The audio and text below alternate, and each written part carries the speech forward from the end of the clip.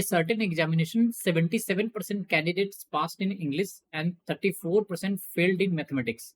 If 13% failed in both the subjects and 784 candidates passed in both the subjects, then find total number of candidates.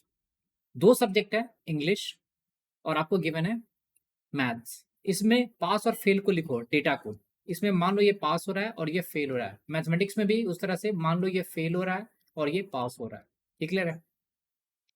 Now question में क्या given था कि 77% candidate passed in English.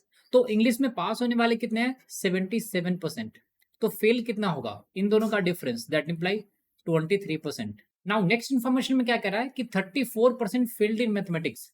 तो maths में कितना fail किया है? वो फेल किया है 34%। तो मैथ्स में पास कितना करेगा? 66% हो जाएगा। क्लियर है? आगे क्या कह रहा है आपको कि if 13% failed in both the subjects. तो मैथ्स में और इंग्लिश में फेल होने वाले कितने हैं? इन दोनों में कॉमन कितना है? वो है बच्चों 13%। और कह रहा है कि दोनों सब्जेक्ट्स में पास हो रहा है, उसका नंबर कितना है? वो है 784। तो देखो, मैंने आपको बताया था कि जब कभी भी इस तरह का क्वेश्चन हो तो आप सेट थ्योरी को पहले डायग्राम में ड्रॉ करो। जैसे मान लो ये मैंने मान लिया कि ये क्या है? इंग्लिश है और ये मैथ्स है। तो जब कभी भी हम सेट थ्योरी ड्रॉ करते हैं ना, तो ये दोनों क्वांटिटी ना सेम नेचर का होना चाहिए। जैसे यहाँ पे अगर फेल का ड्रॉ कर रहे हैं तो ये भी डेटा फेल का ही होना चाहिए। ये क्लियर है? ऐसा नहीं कि हम यहाँ पे पास का बना ले और यहाँ पे फेल का बना ले। ये क्लियर है? तो हम फेल के लिए वेन डायग्राम ड्रॉ करते हैं। अब दोनों में कॉमन कितने लोग हैं जो फेल कर रहे हैं? वो है 13%। तो ये वैल्यू कितना है बच्चों? वो है 13%।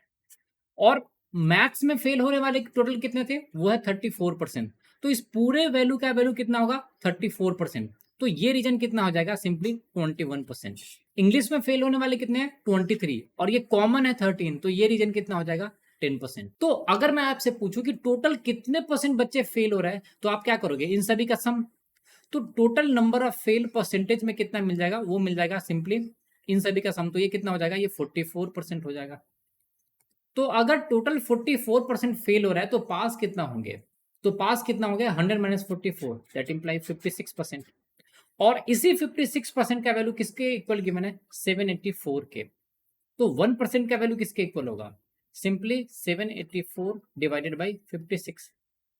तो यहां से 100% का वैल्यू कितना आएगा? सिंपली इसमें 100 से मल्टीप्लाई कर दोगे आप। 7 इंटू ये 8 होगा और 7 से इसको डिवाइड करोगे तो ये वैल्यू आएगा 1, ये वैल्यू आएगा 1 और ये वैल्यू आएगा 2। 8 से इसको डिवाइड करोगे तो 14, दैट इंप्लाई टोटल मार्क्स कितना होगा? 1400। सो हमारा आंसर क्या होगा? Option number 2। आप सिंपल तरीके से सोचो कि डेटा कैसे गिवन है, डेटा से प्ले करना सीखो। ये क्लियर है? So thanks for watching the video. If you like the video, do subscribe the channel and share the channel with your friends.